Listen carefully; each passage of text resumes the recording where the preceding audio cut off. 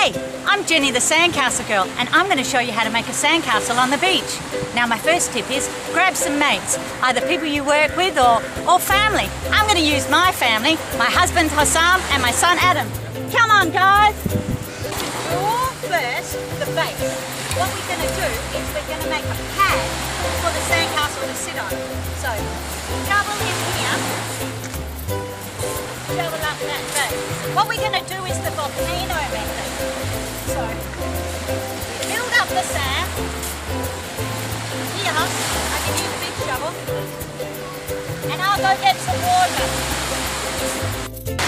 Only half fill your bucket. So otherwise, you can wear yourself out if you're running back and forth with the water. You pour the water into the middle. This is called the volcano method. The best way to make a sandcastle, that's it, Bibi, is to make it really wet. Then you push the dry sand in. Come on, Pip, give us a hand. And the next thing is compaction. Come on, guys, let's stand on top. More water, more sand.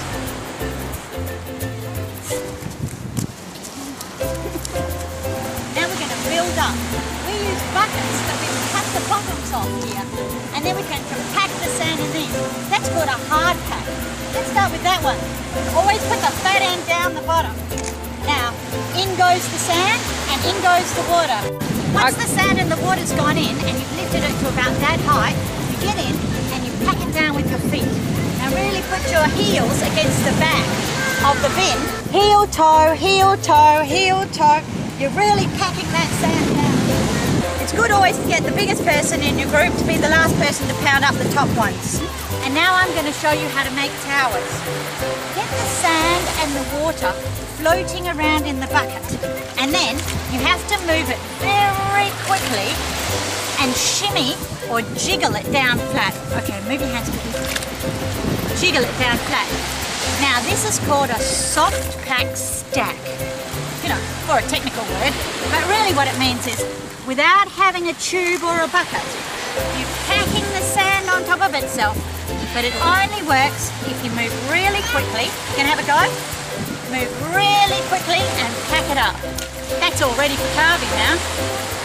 You build your tools up as you go. I found things like a spoon is really handy. This thing, which I think is a carving knife for clay, and this is one of my favourite tools. This is an ice decorating knife. This one, I got that at a hardware store. They're really handy as well. Some people prefer palette knives, but you can do a lot with a fork. So look around, play with them, and soon you'll build up your own toolkit. To bust the bucket off, you need to release the seal. So you clean the sand around from the bottom, all the way around from the bottom, so you can actually get your fingers in and break the water seal at the bottom. It'll take two of you to release the bucket.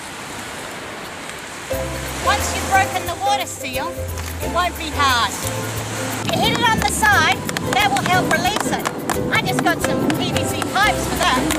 Okay, now bend your knees and 1, 2, 3, left, up. There it is, off it comes. I'm going to carve this top. I'm just going to cut away.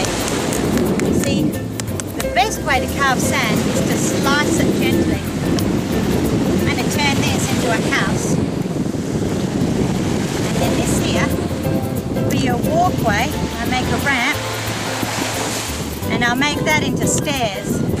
Alright, I'll quickly show you how to make some stairs. If you use your tool as the guide, cut down and then cut across. Stairs always look great in a sandcastle. Another thing that's really important is windows. If you make the windows at the top small and the windows down the bottom big, and maybe a big entrance door. You want to cut your circular bin because you never want your sandcastle to be the shape of whatever the form was or the bin was. This way we're going to cut down. See, I've made like a square and then another square, so it's 8-sided, and that always looks really cool.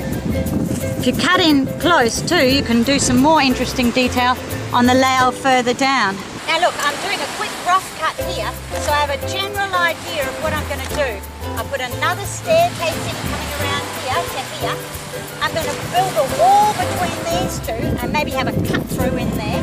And then this bit here, I'll make that flat, and that could be the grand entrance. It's always good to make bundis. Get some very wet sand and you squeeze it together like that in your hand. Now you take it and put it in the oven. Come on, take the bundis and we put them in the really dry sand. Oh no, and you squeeze it in the oven like that. And then you pull it out of the oven like that. And there it is. This is a great detail for a sandcastle wall. You can also use shells to decorate the walls as well. So when you're building a wall, move the sand very quickly while it's still got the water in it. And hold your hands as if they're making a brick. And in this way you can make a wall. Now if the sand's good enough and it's solid enough, you can do a cut through, which always looks really cool. And somebody else at the other side doing it at the same time. You can use this great sloppy wet sand to make crenellations. Now crenellations are the little square bits on top of castles, and what they were used for was so that people could shoot their arrows and hide behind the block. So we need to have them further enough apart you can shoot an arrow out of, and close enough together that you can hide behind. Don't they really make it look medieval? The last thing to remember is always get a photograph of your sandcastle, because in the end, that's all you'll have, the photograph and the memory of the day down at the beach. So, when you're taking the photograph, the first one, you've got to look really serious. And then the second one, try and look happy. Hello, hello. But the real one, the last one, ready? You beauty!